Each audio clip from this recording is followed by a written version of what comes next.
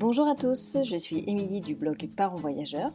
Chaque semaine, on va parler voyage en famille, mais aussi nous allons partir à la rencontre de certaines familles inspirantes. Alors installez-vous confortablement et bienvenue dans ce nouvel épisode.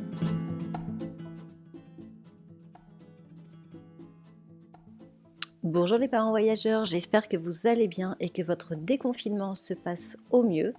En tout cas, cette semaine, je voulais aborder un sujet avec vous assez rapidement. C'est un podcast qui va être assez court, mais c'est une réflexion que je souhaitais partager avec vous, justement, suite à ce déconfinement, suite à la non-prévision de nos voyages. Alors, notre cher président Macron euh, envisage éventuellement de limiter les voyages au niveau de l'espace Schengen. Très honnêtement, comme la plupart d'entre vous, je pense qu'on sera limité au voyage en France et nous, en Espagne, en tout cas, on est limité au moins jusqu'en octobre prochain puisque les frontières sont fermées.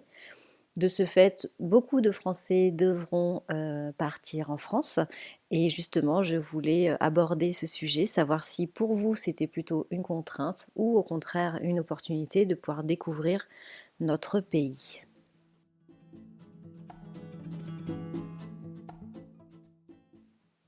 Alors la France, j'ai l'impression qu'elle a été laissée de côté par bon nombre de voyageurs ces dernières années, privilégiant des pays plus dépaysants, avec des plages avec du sable plus blanc, des eaux plus turquoises, mais aussi découvrir des cultures différentes. Mais j'ai même eu l'impression qu'à un moment donné, voyager en France était ringard. Voyager en France, c'était un peu synonyme d'aller tous les ans dans le même camping à Palavas-les-Flots et basta. Bref, voyager en France, c'était un peu pour ceux qui n'osaient pas vraiment partir à l'aventure. Sauf que maintenant, les règles du jeu ont changé, ou en tout cas vont changer. Et en cette période où voyager à l'autre bout du monde est temporairement impossible, ou momentanément en pause, nous voilà tous logés à la même enseigne. Alors voyager en France sera-t-il une contrainte ou au contraire une opportunité? Chacun a sa propre vision et comme dirait Sylvia de Proféolé de mon précédent podcast, ça dépend des lunettes que tu mets pour voir les choses.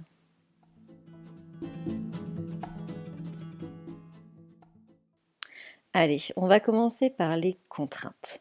Alors, je vais vous partager une expérience, enfin notre expérience concernant nos voyages en France. Clairement, les fois où on a décidé de partir en vacances à l'étranger au lieu de partir en France, c'était pour une seule et simple raison, c'était le budget. Oui, faut être honnête, voyager en France a un coût beaucoup plus élevé que certains de nos pays européens. On le voit bien ici en Espagne, le coût de la vie est nettement moins cher pour ce qui est de la vie courante, mais aussi pour les locations. Donc forcément, quand on habite le nord de la France et qu'on cherche un petit peu de soleil, on regarde un petit peu ce qui se fait dans le sud. Et là, quand on regarde pour une semaine de location d'un mobil-home à Grau-du-Roi, du côté de Montpellier, etc., et que là on voit 1 300 € en plein mois d'août, là j'avoue que ça fait vraiment mal. Alors quand on peut décaler ses vacances pour partir en dehors du mois d'août, effectivement ça peut être intéressant. Mais comme nous, on n'avait pas forcément le choix à ces moments-là, et ben voilà, du coup, on a privilégié un voyage à l'étranger parce que 1 300 €, c'était le coût de quasiment 15 jours de vacances. Alors cet été, comment va être le marché du tourisme en France et quels seront les prix pratiqués? Pour le moment, c'est quand même le grand flou. On a bien vu que dans le secteur alimentaire, il y a eu une grosse inflation sur les prix dans les supermarchés. Est-ce que le tourisme aussi va être impacté par une augmentation des prix pour le récupérer un petit peu ce manque à gagner et pour aussi, ben voilà, l'offre et la demande va évoluer, donc quels seront les prix? En tout cas, une chose qui est quasiment sûre, c'est que les régions, on va dire, à fort potentiel touristique le resteront. Je pense par exemple au sud-est, au sud-ouest, qui sont des territoires qui sont assez appréciés des Français pour l'été.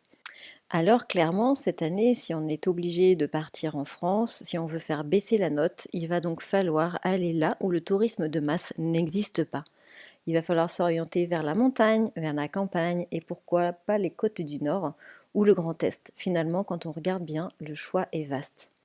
Alors, lorsque j'ai rédigé mon article à Que faire autour de Lille, donc que faire à 100 km autour de Lille ou à 2 heures de Paris, bah, finalement, j'ai encore découvert des endroits très sympas à faire en famille ou pas, des endroits qu'on ne connaissait pas et pourtant on a quand même bien sillonné notre région à l'époque où on habitait à Lille. On a découvert qu'il y avait des voies vertes qui s'étaient développées le long de la Scarpe, on a découvert les marais de Saint-Omer, on a découvert pas mal de choses en rédigeant cet article, alors que ça fait des années qu'on habitait dans cette région. Donc finalement, déjà, on connaît mal nos régions, ça c'est un fait. Donc si on connaît déjà mal nos régions, on connaît encore moins bien les régions d'à côté. Donc forcément, il va falloir faire un travail de recherche sur les activités que vous avez envie de faire, les priorités que vous voulez vous donner, et ensuite partir à la pêche aux informations.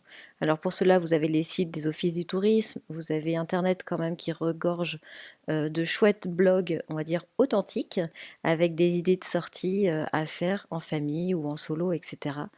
Ne vous limitez pas seulement aux premières pages Google, allez fouiller vraiment dans la deuxième page parce que des fois il y a vraiment des chouettes blogs qui proposent des contenus très intéressants mais qui ne sont pas très très bien référencés.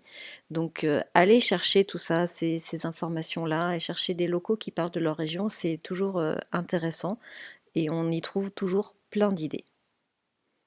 Alors une autre contrainte que l'on peut rencontrer lorsqu'on voyage en France, c'est clairement le manque de dépaysement. Alors c'est vrai que lorsqu'on entend parler italien, espagnol, anglais autour de nous, c'est sûr qu'on se sent tout de suite ailleurs. Mais le dépaysement ne se fait pas forcément qu'à ce niveau-là.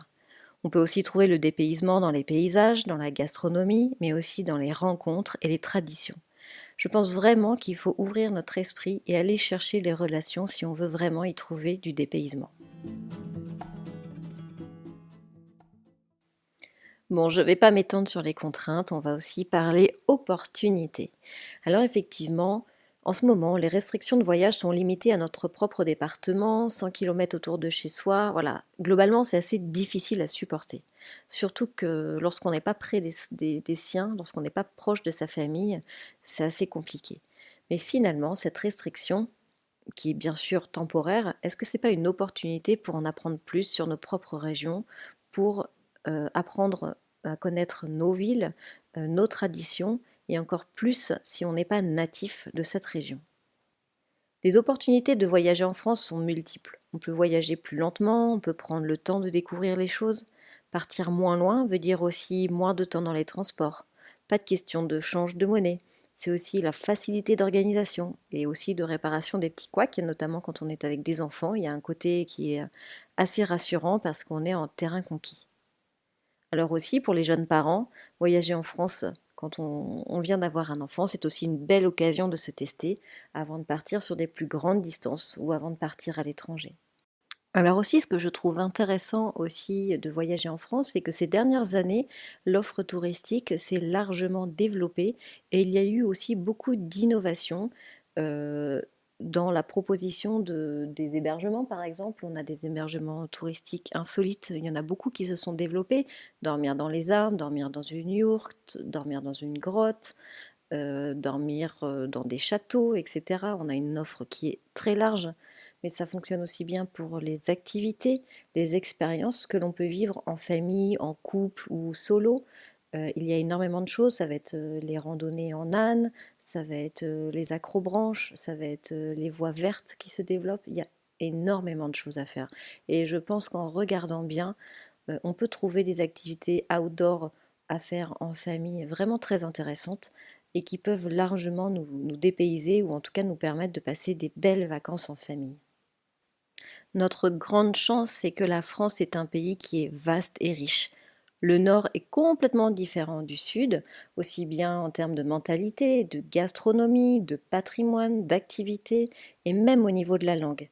Moi, je vous mets au défi de parler avec un ch'ti et qui parle en ch'timi et vous me direz ce que vous en comprendrez. Finalement, c'est tout aussi dépaysant que d'aller dans un pays où on ne comprend pas la langue. Donc, il faut vraiment être attentif et ouvert aux petits détails. Et si on cherche les rencontres et si on veut découvrir un petit peu plus que les paysages en grattant bien, on arrivera à trouver des choses vraiment incroyables aussi dans les traditions françaises et dans la culture française.